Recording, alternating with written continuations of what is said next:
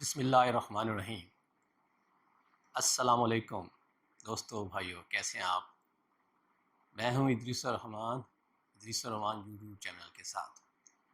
امید ہے کہ آپ سب لوگ خیریت سے ہوں گے۔ کل رات پی ڈی ایم کا کوئٹہ میں جلسہ ہوا۔ کل کا دن اس لیے بھی افسوسناک رہا کہ کل کوئٹہ میں بم دھماکے ہوئے۔ جی ہاں، میں یہ بات پورے ہوش و حواس سے کہہ رہا ہوں کہ بم دھماکے ہوئے۔ ایک بم دھماکہ تو ہزار گنجی میں ہوا، جہاں اب تک کی اطلاعات کے مطابق 3 افراد ہلاک ہو گئے اور 10 افراد زخمی ہوئے، اور کہا جاتا ہے کہ یہ دھماکہ خیز مواد جو ہے کسی موٹر سائیکل میں پلانٹ کیا گیا تھا۔ لیکن میں نے باقی جو دھماکوں کی بات کی، وہ دھماکے پی ڈی ایم کے جلسے میں ہوئے۔ حسب دستور پی ڈی ایم جو اپنی تحریک حکومت کے خلاف چلا رہا تھا، وہ سمجھ نہیں آ رہی کہ وہ تحریک کا رخ کس طرف ہے۔ ان میں سے ہر جو مقرر ہے وہ اپنی اپنی لائن بیانیہ دے رہا ہے۔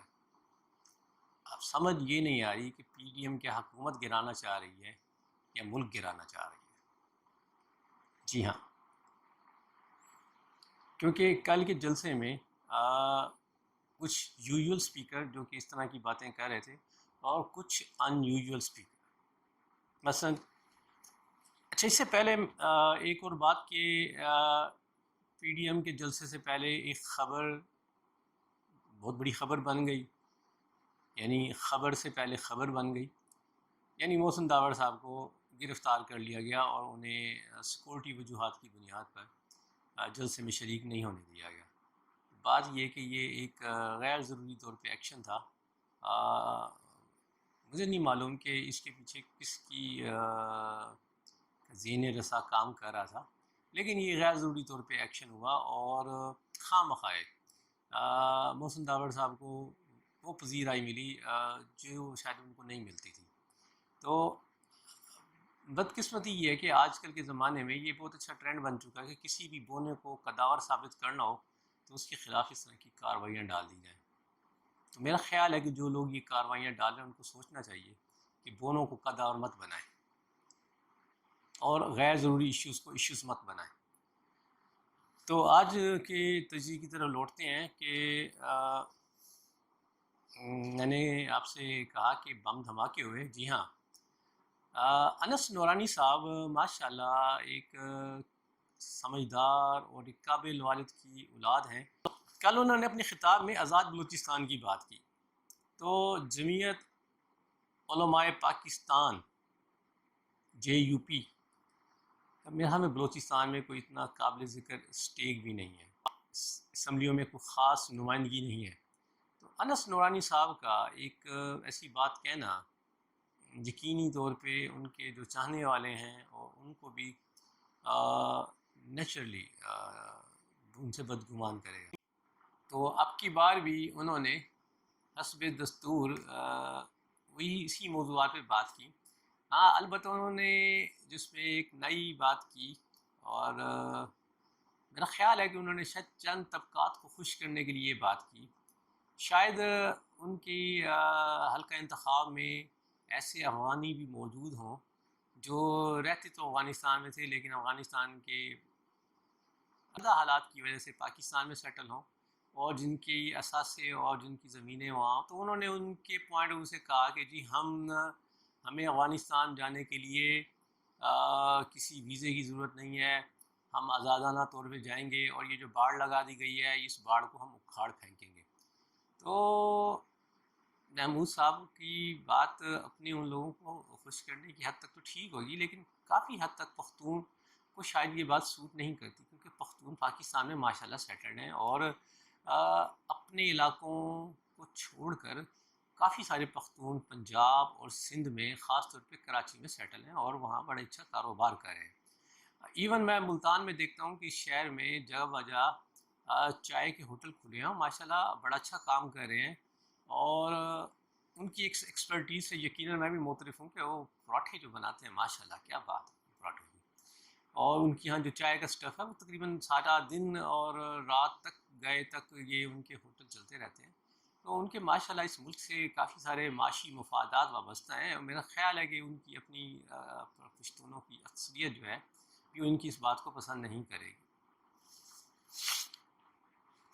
پھر اس جلسے سے مطلب دوسرے قوم پرستوں نے بھی خطاب کیا، جس میں عبد المالک صاحب بھی تھے، اختر مینگل صاحب بھی ہیں جو کہ بظاہر ابھی تک پی ٹی آئی کی کولیشن گورنمنٹ کا حصہ ہے، لیکن وہ اس سے بہرحال نالا ہے، اور شاید کوئی دن آتا ہو کہ وہ شاید اس الائنس کو خیر آباد کہہ دیں۔ تو انہوں نے بھی حزب دستور یہی باتیں کی کہ بلوچوں کو ان کے حقوق نہیں دیے جا رہے۔ لیکن سوال یہ ہے کہ کافی سالوں سے بلوچستان میں بلوچ اور پختون دونوں کو مطلب وزیر اعلیٰ اور گورنر کے عہدوں پہ فائز رہے ہیں۔ اب بات سمجھ میں نہیں آتی کہ چلے لاپتہ افراد والی بات واقعی ایک کویشچن ہے، اور اس کو واقعتاً سیریسلی طور پہ ایڈریس کرنے کی ضرورت ہے، جس میں ان کا شاید عمل دخل نہ ہو۔ لیکن بلوچستان میں روزگار کی محرومی اور صحت اور تعلیم کے مواقع کے حوالے سے جو مسائل ہیں، تو اس میں ان حکومتوں کو کس نے روکا ہے کہ وہ ان منصوبوں پر کام نہ کریں؟ ماشاءاللہ سے فاروق لغاری صاحب جو ہیں وہ ایک بلوچ قبیلے کو ریپرزینٹ کرتے ہیں، وہ صدر پاکستان بھی رہے، اور اس سے بیشتر ماضی میں بھی بلخ شیر مزاری بھی تھوڑے ٹینیور کے لیے کیئر ٹیکر پرائم منسٹر بنے تھے۔ تو یہ ماشاءاللہ بلوچ پٹی کو ریپرزینٹ کرتے ہیں، اگرچہ ان کا تعلق پنجاب سے ہے لیکن یہ بلوچ قبیلوں سے ان کا تعلق ہے۔ بلخ شیر مزاری تو بلکہ اکبر بگٹی سے خاندانی رشتہ داری بھی ہے ان کی۔ تو اسی طرح ہم اگر دوسرے نامور میر ظفر اللہ جمالی، جی ہاں بالکل، وہ پاکستان کے پرائم منسٹر رہے اور وزیروں کے عہدے پہ بھی مہد رہے۔ تو بہت پرانی بات ہے، مجھے ان کا ایک انٹرویو یاد آ رہا ہے جس میں ایک مشہور گلوکار کو انہوں نے کوئی ایک این جی او بنائی تھی، تو اس حوالے سے وہ انہوں نے ان کے علاقے کا پروگرام کیا تھا۔ ہاں جی بالکل، شہزاد رائے یاد آ گیا مجھے۔ شہزاد رائے کو انہوں نے انٹرویو دیتے ہوئے بڑے بے بسی کا اظہار کیا کہ دیکھیں جی میرے علاقے کی خواتین کو یا علاقے میں پانی کے پینے کے پانی کا بڑا شدید مسئلہ ہے، اور لوگ بیچارے جو ہے نا 40 کلومیٹر دور سے پانی لاتے ہیں۔ تو سوال تو یہ اٹھتا ہے کہ میر صاحب آپ کو کس نے روکا تھا کہ آپ اپنے علاقے میں پانی کے بندوبست نہ کر سکیں؟ اس طرح میر ظفر اللہ جمالی کے خاندان سے ایک اور جمالی میر جان محمد جمالی، اور سینٹ کے ڈپٹی چیئرمین بھی رہے ہیں۔ تو مطلب کلیدی پوسٹوں پہ آج کل بھی چیئرمین سینٹ جو ہیں وہ بلوچستان سے ہیں۔ تو سوال تو یہ اٹھتا ہے، اور ڈپٹی اسپیکر جو ہے قاسم سوری، ان کا تعلق بلوچستان سے ہے۔ تو سوال تو یہ اٹھتا ہے کہ یہ ان ایشوز کو ریزالو کرنے میں کون سے عمل مانے ہیں؟ تو ایک اور جو تعلق بلوچستان کی محرومی کا ہے سی پیک، کیونکہ اس کی جو مین فیکٹر یعنی گوادر پورٹ بلوچستان میں ہے، اور سی پیک کا جو انفراسٹرکچر کی ہم بات کریں تو گوادر سے لے کے یوب سے بھی آگے تک کا جو کافی بڑا ایریا ہے وہ سی پیک کا بلوچستان سے گزرے گا۔ مطلب آپ پیچھے ہم روٹوں کی بات کر سکتے ہیں، مطلب خنجراب سے اسلام آباد تک تو ایک ہی روٹ ہے، آگے ہم چلیں بات کر سکتے ہیں کہ ممکنہ روٹ مختلف ہو سکتے ہیں، جس میں مشرقی الائنمنٹ بھی ہے، مغربی الائنمنٹ بھی ہے، اور ایک سینٹرل الائنمنٹ بھی ہے، لیکن آخر کار اس نے بلوچستان سے گزرنا ہوتا ہے۔ تو جب مجھے یاد ہے سی پیک کا دورہ تھا اور سی پیک کی باتیں ہو رہی تھیں، تو مولانا فضل الرحمان، محمود خان چکزئی اور اسلم یار ولی خان نے کہا تھا کہ اگر سی پیک میں ان کے علاقوں کو اولویت نہیں دی گئی تو وہ جانیں دے دیں گے، لیکن پتہ نہیں یہ بات شاید پھر وہ کہہ کے بھول گئے۔ اور میاں محمد نواز شریف صاحب نے ان سے وعدہ بھی کیا تھا کہ وہ مطالبات پر ضرور عمل کریں گے اور ان علاقوں کو اولویت دی جائے گی۔ لیکن جب سی پیک کے روٹ پہ عمل درآمد ہوا، جو کہ میاں صاحب کے دور میں انفراسٹرکچر میں کافی سارے منصوبے بنے، تو اس میں صرف ایک پروجیکٹ پہ کام ہوا، یعنی اسلام آباد سے ڈی اے خان موٹر وے۔ اب اس سے آگے یعنی ڈی اے خان سے یوب یوب سے کوئٹہ اور کوئٹہ سے گوادر تک اب تک کی تحقیقی بتاتی ہے کہ جو منصوبے پلاننگ میں ہیں اور جن کی ایگزیکیوشن ہونی ہے ان میں کوئی موٹر وے شامل نہیں ہوگی۔ ایک موٹر وے جو بہت پرانی ہے اور جو تکمیل میں نہیں ابھی آ سکی، شاید آنے والے سالوں میں اس پہ بہرحال ورکنگ ہو رہی ہے، وہ آ جائے، تو وہ تھی بیسیکلی رتو ڈیرو گوادر موٹر وے۔ پرویز مشرف صاحب کے دور میں رتو ڈیرو جو کہ لاڑکانہ کے قریب ہے اور انڈس ہائی ویز کو کنیکٹ کرتا ہے، وہاں سے خضدار تک 4 لین کی موٹر وے میں سے 2 لین فنکشنل ہو چکی تھی۔ اسی طرح گوادر سے تربت کے درمیان کے ایریے میں بھی موٹر وے جو ہے 4 لین میں سے 2 لین فنکشنل تھی۔ اب خضدار سے تربت تک کا تقریباً 400 کلومیٹر کا جو فاصلہ تھا، یہ اس لیے تکمیل میں نہ آ سکا کہ ان علاقوں میں بلوچ نیشنل موومنٹ یعنی بلوچ لبریشن آرمی کی انسرجنسی چل رہی تھی۔ اب کافی حد تک اس انسرجنسی پہ بھی قابو پایا گیا ہے اور اس کو کافی حد تک سیٹل کیا گیا ہے۔ اگر ہم بلوچستان میں عمومی ایشوز کو دیکھیں تو لاپتہ افراد کا ایشو بھی اس لیے ابھرتا ہے کہ وہاں روزگار کے اور تعلیمی مواقع کم ہیں، تو کچھ لوگ تعلیم حاصل کرنے کے لیے باہر جاتے ہیں، کچھ لوگ روزگار کے لیے جاتے ہیں، کچھ لوگ جو یہ نہیں کر پاتے تو اپنی محرومی کے ازالے کے لیے وہ شاید ریاست سے برسر پیکار ہوتے ہیں۔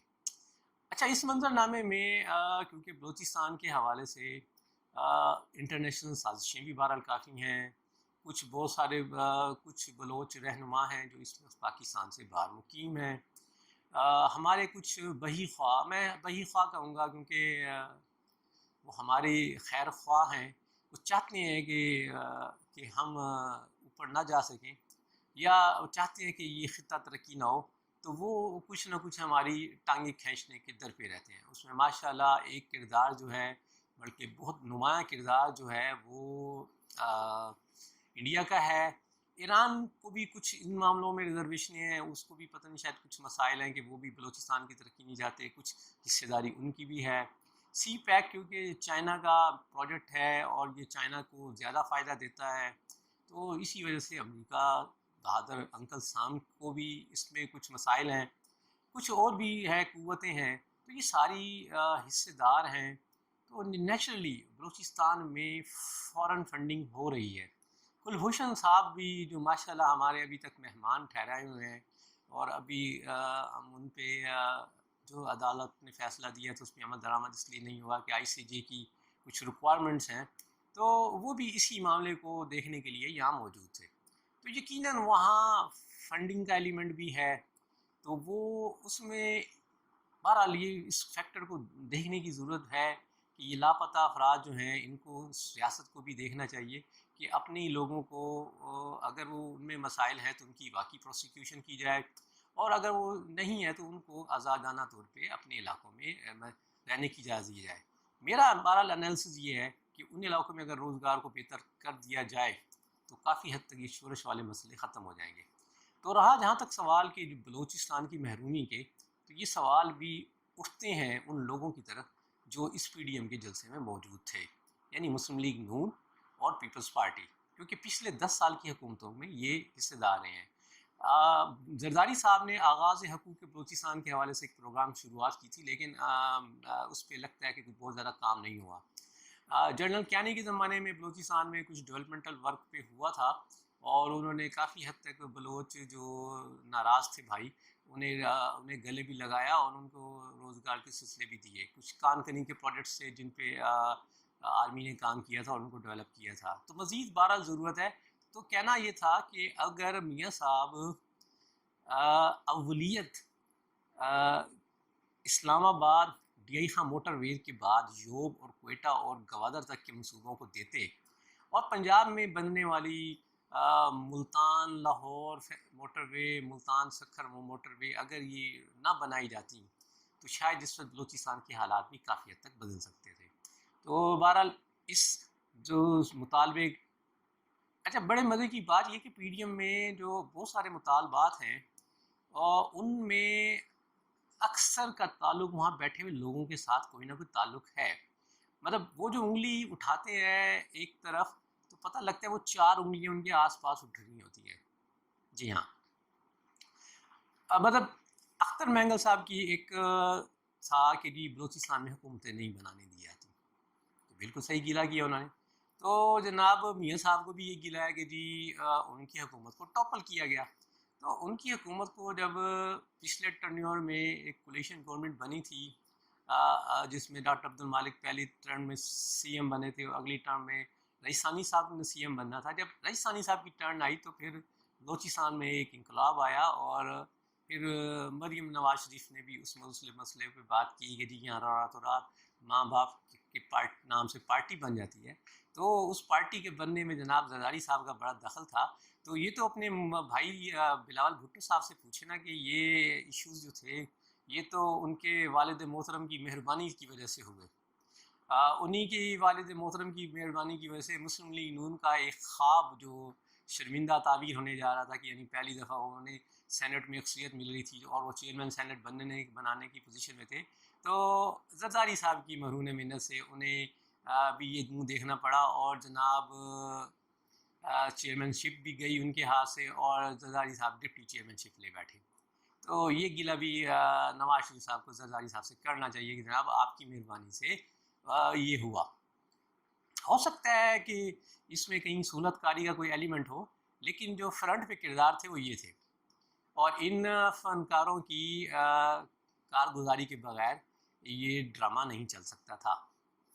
تو مریم نواز صاحبہ نے اور ایشوز کی بات بھی کی. بلاول بھٹو زرداری صاحب کا ایک سوال جو تھا وہ سیاسی انجینئرنگ کے حوالے سے تھا. تو اس کو بھی اگر دیکھیں تو سیاسی انجینئرنگ میں یہ سارے مسئلے جو میں نے آپ سے ابھی بات کرا تھا یہ آ جاتے ہیں. چیئرمین سینٹ کے خلاف اپوزیشن کی تحریک آئی تو وہ تحریک میں عدم اعتماد میں چیئرمین سینٹ کو ووٹ نہیں ملے. یعنی جب قرارداد کی تائید میں لوگ کھڑے ہوئے تو زیادہ تھے اور جب ان کی ووٹ نکلے تو ووٹ کم تھے. اس پہ اپوزیشن نے بہرحال بڑا شور مچایا. اچھا اس منظر نامے میں اس وقت انہوں نے جو امیدوار نامزد کیا تھا اپنے اینڈ سے اگر میں عدم اعتماد ہو جائے گی تو بھائی ان کا چیئرمین سینٹ کون بنے گا تو حاصل دزنجو صاحب کو سامنے لائے. چلیے اچھی بات تھی ایک بلوچ رہنما کو لائے. لیکن اچھا اس کو جس کی جو نامزدگی کی تھی وہ میاں نواز شریف صاحب نے کی تھی. اچھا مجھے اس وقت بڑا ماتھا ٹھنکا تھا کہ میاں صاحب نے اب تک کہ جب بھی مواقع آئے تھے انہوں نے پنجاب میں ہی لوگوں کو اکاموڈیٹ کیا تھا. مطلب ایاز صادق صاحب اگر اسپیکر قومی اسمبلی تھے تو پھر ڈپٹی اسپیکر بھی ایون پنجاب سے تھے. تو اس وقت انہیں بلوچستان میں کوئی بندہ نہیں ملا تھا کہ وہ اس کو ڈپٹی اسپیکر قومی اسمبلی لے لیتے. تو اب چیئرمین سینٹ کی طرف انہوں نے اتنا بڑا دل بڑا کر لیا تو مجھے تو وہیں سے سمجھ آ گئی تھی یہ دال میں کچھ کالا نہیں بلکہ یہ دال ہی ساری کالی ہے. اور وہی ہوا. صادق سنجرانی صاحب کے خلاف عدم اعتماد ناکام ہو گئی. اچھا جب باری آئی مانڈی والا صاحب کے خلاف تو وہاں وہ ووٹ پورے ہو گئے. تو یہ سیاسی انجینئرنگ بھی جناب اس وقت بڑا شور مچایا تھا اور قرائن بتاتے تھے کہ یہ اس کا کھرا بھی پیپلز پارٹی کی طرف جاتا ہے. تو بات یہ ہے کہ یہ سارے مسائل جو ہیں ان کے دوسروں کے جو یا تو اس میں کہیں کہ جو کردار ادا کرنے والے یا جو اس کو حل کرنے میں مددگار ہو سکتے ہیں وہ سارے کے سارے پی ڈی ایم کے سٹیج پہ موجود تھے. مولانا فضل الرحمان صاحب ماشاء اللہ اسٹیبلشمنٹ کے خلاف ایک لائن لے کے چل رہے ہیں اور مولانا صاحب بہرحال کریز پہ جم کے کھیل رہے ہیں. مولانا صاحب نے اپنی ماشاء اللہ بڑی اچھی پوزیشن بنا لی ہے. ان کی 2 صوبوں میں مطلب کے پی کے میں اور بلوچستان میں ایک تھوڑا اپنا اثر و رسوخ ہے اور وہاں سے وہ کچھ قومی اسمبلی اور صوبائی کی سیٹیں نکال لیتے ہیں. اس کی وجہ سے ان کے سینٹ میں بھی کچھ نہ کچھ تو ماشاءاللہ وہ 2 صوبوں میں اور سینٹ میں اور قومی اسمبلی میں اتنی تعداد رکھتے ہیں کہ وہ کسی بھی سیٹ اپ میں اپنی بار گیم کی صورتحال میں آتے ہیں. تو وہ بہرحال اپنے پتے بڑے سوچ سمجھ کے کھیل رہے ہیں. شروع میں انہوں نے بڑی سخت لائن اپنائی. اب میاں صاحب نے ان کی جگہ لے لی ہے. فضل الرحمان صاحب میاں صاحب کی شے پہ اپنی پچ کھیل رہے ہیں اور یقینی طور پہ پی ڈی ایم کی تحریک سے اگر سچی پوچھیں تو مجھے اس وقت تک کوئی ایسی چیز نظر نہیں آتی کہ یہ فوری طور پہ کوئی گورنمنٹ کے لیول پہ کوئی ایسا مسائل پیدا کر سکے. فوری طور پہ جو مجھے چیز نظر آ رہی ہے کہ ان میں سے ہر پارٹی جو ہے اپنے اپنے گیم میں ہے. اچھا پی ڈی ایم میں جس طریقے سے اب سپیچز چل رہی ہیں، اچھا اس کا ایک فائدہ دیکھیں، فائدہ بھی ہے اور نقصان بھی ہے. فائدہ بہرحال یہ ہے کہ اگر میڈیا کوریج ان کو حکومت نہیں روکتی اور دیتی رہتی ہے تو اس میں سے بہت سی پارٹیوں ایکسپوز ہو جائیں گی. اور پاکستان میں اس وقت کافی اکثریت بہرحال ایسی ہے جو کہ ایک پازیٹیوٹی اس ملک کی بہتری چاہتی ہے. یقیناً کچھ طبقہ ایسا بھی ہے جو انتشار کی سیاست کو چاہتا ہے کہ یہ جی حالات سکون سے جا رہے ہیں، یہ نہ رہے. تو اگر ہم پیپلز پارٹی کے کردار کو دیکھیں تو پیپلز پارٹی اس وقت پچ کی دونوں طرف کھیل رہی ہے. پیپلز پارٹی اس گورنمنٹ کا خاتمہ بھی چاہتی ہے اور پیپلز پارٹی اس نظام میں حصے دار بھی رہتی ہے. اب آپ اس چیز سے دیکھ لیں کہ پی ڈی ایم ایک بڑی اہم تحریک ہے اور پیپلز پارٹی اس فورم پہ ایک دوسری بڑی پارٹی ہے. لیکن بلاول بھٹو زرداری فزیکلی اس جلسے میں موجود نہیں تھے. انہوں نے ویڈیو لنک سے خطاب کیا اور وہ گلگت بلتستان میں اپنی پارٹی کی کمپین چلا رہے تھے. یا اگر آپ اس سے یہ دیکھیں کہ بلاول بھٹو زرداری اس نظام کو تلپٹ نہیں کرنا چاہتے، اس نظام کو مینٹین رکھنا چاہتے ہیں. میاں نواز شریف صاحب کی سیاست جو ہے وہ اس وقت اس نظام کو تلپٹ کرنے کی ہے. میاں صاحب اس وقت دو محاذ پہ کھیل رہے ہیں، ایک طرف وہ اسٹیبلشمنٹ کو نشانہ بنا رہے ہیں اور دوسری طرف وہ گورنمنٹ کو تنقید کا نشانہ بنا رہے ہیں. اب بات یہ کہ اگر وہ سارے نظام کو گرانے کی بات کرتے ہیں تو میاں صاحب کے پاس پھر کوئی اگلا حل ہے کہ اگر یہ نظام گر گیا، وہ ایک طرف اسٹیبلشمنٹ کو دیوار سے لگانا چاہتے ہیں، دوسری طرف تو کیا اس کے بعد وہ کس نظام میں آپریٹ کریں گے؟ کیونکہ نظام پہ بھی نظام ہوگا نا، کوئی ٹرانزیشن ہوگی. اگر فرض کریں یہ گورنمنٹ گر جاتی ہے، جس کا ویسے بھی دور دور تک ویسے کوئی چانس نظر نہیں آ رہا، ہاں اگر گورنمنٹ گر سکتی ہے تو اپنی حرکتوں کی وجہ سے گر سکتی ہے. تو اگر گر جائے تو پھر کیا متبادل ہے؟ مثال ہے کہ کچھ پارٹیاں چاہتی ہیں کہ کوئی نیشنل گورنمنٹ بنائی جائے. کیا میاں فضل الرحمان نیشنل گورنمنٹ کی فیور میں ہے؟ وہ تو فوری انتخاب چاہتے ہیں، وہ کہتے ہیں کہ انتخاب ٹھیک نہیں ہے. اچھا مزیداری کی بات یہ ہے جب یہ کہتے ہیں کہ انتخاب ٹھیک نہیں ہے تو مزیداری کی بات یہ ہے کہ ان میں سے کوئی ایک بندہ یہ کہہ رہا ہے، سارے کہتے ہیں انتخاب ٹھیک نہیں ہوئے، اور جب ایک دوسرے کو یہ ہرا کر ان چیزوں سے جیت چکے ہیں. یا تو وہاں سے کوئی اور لوگ آ گئے تھے جن کا ان سیٹ اپس میں کوئی تعلق نہیں تھا، کوئی نووارد تھے اور وہ کہیں ٹوپی پہن کے آ گئے تھے اور کسی کو پتہ نہیں چلا. جبکہ جناب صورتحال یہ ہے یہاں کوئی نئی پارٹی وجود میں نہیں آئی تھی. پی ٹی آئی بھی پچھلے 2013 کے الیکشن میں موجود تھی اور ایک اپوزیشن کا حصہ تھی. ہاں بلوچستان میں ایک پارٹی نئی وجود میں ضرور آئی تھی تقریباً 6 مہینے پہلے، لیکن باقی ساری پارٹیاں وہی ہیں. اب ایک یہ الزام لگاتے ہیں کہ یہ الیکشن ٹیمپرڈ تھے، تو اس میں جو بینیفیشری تھا وہ بھی انہی میں سے ہیں.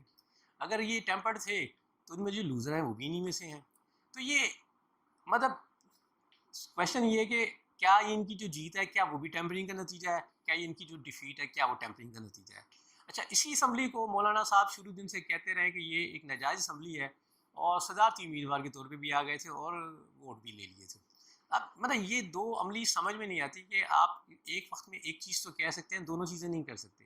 یا تو آپ ایک کہیں کہ آپ نے اسمبلی ایکسیپٹ نہیں کرنی اور آپ اسمبلی میں اپنے بیٹے کو بھی نہ بھیجتے، آپ نے بیٹے کو اسمبلی میں بھیج دیا، خود صدارتی امیدوار بھی بن گئے، پھر کہتے ہیں اسمبلی ناجائز ہے. میاں صاحب 2.5 سال تک بیٹھے انتظار کرتے رہے اور اس وقت تک انہیں ہر چیز اچھی لگتی رہی اور اب ان کی نظر میں یہاں کوئی چیز اچھی نہیں ہے. مجھے ایک سچویشن میں مجھے یاد ہے کہ وہ مجھے بڑی اچھی وہ بات کی. ہمیں ایک مسئلے کی وجہ سے ایک سیول سوٹ میں عدالت میں جانا پڑا. ہمارا ایک تحریری معاہدہ تھا، اس میں کوئی لین دین کے تھے، تقاضے تھے، وہ تقاضے پورے نہ ہوئے اور وہ صاحب عدالت میں فون کیا. جب کہ ہم اس مسئلے کو حل کرنا چاہتے تھے تو عدالت میں جیسا ہم نے جب بات ہوئی تو انہوں نے کہا کہ مسئلہ ریزالو کرنا چاہتے ہیں اور ہماری ولنگنیس یہ ہے کہ ہم نے تو اس تحریر کو ابھی آج تک بھی ڈس آن نہیں کیا. تو جیس صاحب نے بڑے مسکراتے ہوئے کہا جناب بات یہ ہے کہ آپ نے اس لیے نہیں کیا کہ آپ کو اس سے کوئی نہ کوئی مفاد وابستہ تھا. تو اب آپ کو میری بات شاید سمجھ آ جائے کہ میاں صاحب 2.5 سال تک اس لیے چپ رہے کہ میاں صاحب کو اس سے کوئی مفاد وابستہ تھا. اب آتے ہیں میاں صاحب کی اس بات پہ جب وہ مہنگائی کی طرف بات کرتے ہیں، چینی اور آٹے کے کرائسس پہ بات کرتے ہیں. تو میاں صاحب کو پتہ ہے کہ میاں صاحب کے دور میں بھی یہ کرائسس ہو چکا ہے. اب میاں صاحب ایک مہربانی کریں, ایک سلوشن بتا دیں. دیکھیں, یہ اس حکومت کے ساتھ بھلا نہ کرے, پاکستان کے اس کروڑوں 22 کروڑ عوام کا خیال کریں جن کا انہیں بہت زیادہ درد ہے, جن کا درد انہیں راتوں کو سونے نہیں دیتا, جس کا درد ان کی بیٹی کو بے چین رکھتا ہے, جس کا درد ان کے بھائی صاحب شہباز شریف صاحب کے دل میں اتنا ٹھاٹھے مارتا ہے کہ انہوں نے پوری زندگی لگا دی تھی ان لوگوں کے مسائل حل کرنے میں. میاں صاحب ایک حل تو بتا دیں کہ یہ بحران بندے کیسے ہیں, کیونکہ خان صاحب تو نہ لائق آدمی ہیں, نہ اہل ہیں,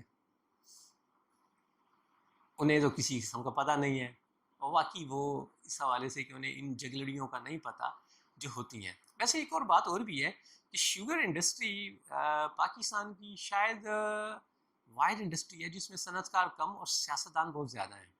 پہلے میاں صاحب کی فیملی اس بزنس میں تھی, زرداری صاحب کی فیملی اس بزنس میں ہے, جہانگیر ترین صاحب کی ماشاءاللہ ملے ہیں, خسرو بختیار صاحب کی فیملی ہے, اختر عبدالرحمٰن کی فیملی اس بزنس میں انوالو ہے. تو یہ سارے ان کو یہ بتائیں, یہ حکومتوں میں بھی ہے یا اپوزیشن میں ہے, یہ بحران ہے کیا؟ خدارا اس قوم پہ رحم کریں اور اس کا حل بتائیں. اس قوم کو ساتھ خلفشار نہ, اس قوم کے ساتھ جو ہے نا اس طرح کا کھیل نہ رچائیں, یا آپ ان سے ووٹ بھی لیتے ہیں اور انہیں کو لوٹتے بھی ہیں.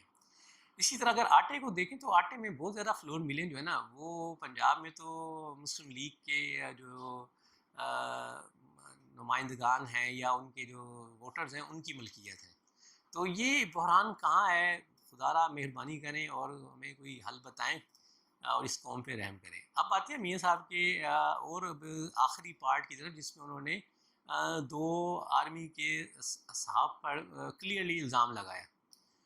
دیکھیں بات یہ کہ یہ الزام ایک الزام ان کا یہ تھا کہ جج سے ملاقات ہوئی, اور دیکھیں ہو سکتا ہے غیب کا علم تو اللہ جانتا ہے, ہو سکتا ہے یہ بات میاں صاحب ٹھیک کہہ رہے ہو. اگر میاں صاحب یہ ٹھیک کہہ رہے ہیں تو میاں صاحب کو بھی یاد آنا چاہیے کہ میاں صاحب نے بھی اپنے زمانے میں ججز کے ساتھ کیا کیا تھا. میاں صاحب نے اپنے خلاف توہین عدالت کی کارروائی کے دوران سپریم کورٹ آف پاکستان پر چڑھائی کی تھی. میاں صاحب نے کے زمانے میں ایک ایسا کام ہوا تھا جو دنیا کی عدلیہ کی تاریخ میں انہونا واقعہ ہے, یعنی وہ ججز جنہوں نے اپنے چیف جسٹس کا سے حلف اٹھوایا ہوتا ہے, اسی چیف جسٹس کے خلاف ایک فل کورٹ بینچ بنا کر ان چیف جسٹس صاحب کو ڈسکوالیفائی کر دیا. جی ہاں, پوری دنیا کی عدلیہ کی تاریخ میں یہ واحد مثال ہے. اور پھر بڑا مشہور زمانہ کیس ہے جناب سیف الرحمان صاحب کی جسٹس قیوم صاحب کے ساتھ ملاقات, اور اس میں وہ طے کر رہے ہیں کہ جی بے نظیر بھٹو کو کہاں کیسے سزا دینی ہے. تو میاں صاحب آپ تو ان ساری چیزوں کو بہتر جانتے ہیں, تو کچھ اس پہ بھی روشنی ڈال دیں کہ کیا آیا آپ کو واقعی اب ان چیزوں پر ندامت محسوس ہوتی ہے؟ باقی رہی میاں صاحب کی گلہ جو ہے جنرل قمر جاوید باجوہ صاحب سے, تو اب دو اس کے پہلو ہو سکتے ہیں. جنرل قمر جاوید باجوہ, جب ہم بات کرتے ہیں جنرل قمر جاوید باجوہ کی, تو وہ ریپرزینٹ کر رہے ہیں ایک انسٹیٹیوٹ کو. ہاں, جب ہم بات کریں صرف جب قمر جاوید باجوہ کی, تو وہ ایک شخصیت ہے. تو اب وہ بات کرتے ہیں تو اس کے شاید دو پیرائے ہو سکتے ہیں, یعنی انہیں ایز اے ہول ادارے سے گلا ہے. اس لیے گلا ہے کہ اس ادارے نے ان کا خیال نہیں رکھا جو کہ ان کو لانے والا تھا, جس نے ان کو سیاست میں انڈکٹ کیا, جنہوں نے انہیں پرائم منسٹر بنوایا, جن کے دور میں ان کے خلاف اگر بغاوت ہوئی تھی تو انہوں نے ریلیو دیا, ملک سے باہر نکالا, پھر اسی کے توسط سے انہیں سیاست میں دوبارہ انٹری کا موقع دیا. 2013 کے الیکشن سے پہلے نجم سیٹھی صاحب نے ایک انالیسس شائع کیا تھا, مجھے آج بھی یاد ہے. تو اس وقت الیکشن ہو رہے تھے, اور انہوں نے اپنے کالم میں لکھا کہ جی الیکشن کا ہونے کا دور و مدار کچھ چیزوں پر ہے, اگر وہ چیزیں سیٹل ہو گئی تو الیکشن ہوں گے. اس نظریے میں انہوں نے یہ بات بھی لکھی تھی کہ عمران خان پہ جو ہے اسٹیبلشمنٹ اعتبار نہیں کرتی کہ انہیں اتنی اہم پوسٹ دی جائے. اس وقت چیف جسٹس جو ہے افتخار محمد چودھری بھی تھے, تو جو کسی طور پہ ایکٹیزم کا شکار تھے اور وہ اس وقت اسٹیبلشمنٹ کی باتوں میں نہیں تھے. تو میاں صاحب کے بارے میں انہوں نے لکھا تھا کہ میاں صاحب کو سمجھ تو آ جاتا ہے لیکن دیر سے آتا ہے. تو اس نے کہا کہ کچھ مسائل ہیں، یہ مسائل اگر سیٹل ہو گئے تو الیکشن ہوں گے. تو الیکشن سے کوئی ہفتہ 10 دن پہلے جنرل کیانی صاحب کا ایک بیان آیا تھا کہ یہ کسی کو شک نہ رہے کہ الیکشن ہوں گے اور ضرور ہوں گے. تو میاں صاحب کو رات کے 9 بجے بھی خوشیاں منائی تھی 2013 میں. تو میاں صاحب کو وہ بھی یاد ہوگا کہ انہوں نے کس نے یقین دہانی کرائی تھی. اسی طرح افتخار محمد چودھری کی بحالی کی تحریک میں میاں صاحب نکلے تھے. ابھی بات گجرانوالہ تک پہنچی تھی کہ اور افتخار محمد چودھری بحال ہو گئے تھے. تو میاں صاحب کو شاید یہ گلہ ہے کہ اب وہ ادارہ انہیں اس طرح سپورٹ نہیں کر رہا جیسے انہیں کیا جاتا تھا. تو یہ تھا آج کا تجزیہ، اور امید ہے کہ آپ اسے لائک کریں گے، اپنے کامنٹس دیں اور سبسکرائب کریں اور شیئر کریں. خوش رہیں اور بعد میں خدا حافظ.